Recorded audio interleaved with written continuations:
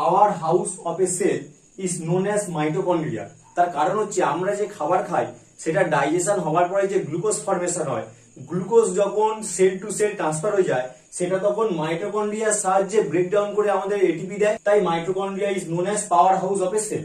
হচ্ছে suicidal bag of a cell is known as lysosome. তার কারণ হচ্ছে আমাদের যখন একটা সেল অনেক এজ হয়ে যায় তখন সেই সেলটাকে মেরে ফেলতে সাহায্য করে এই lysosome. Protein factory of a cell is known as ribosome.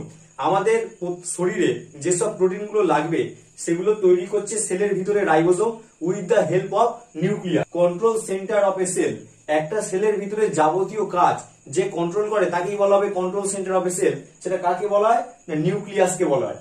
বলছে cytoskeleton of a cell is ER, endoplasmic reticulum, both SER and RER. তার কারণ হচ্ছে একটা সেলের ভিতরে নিউক্লিয়াস আর সেল মেমব্রেনের মাঝখানে যে গ্যাপ আছে সেই গ্যাপটা পূরণ করে হচ্ছে ইআর।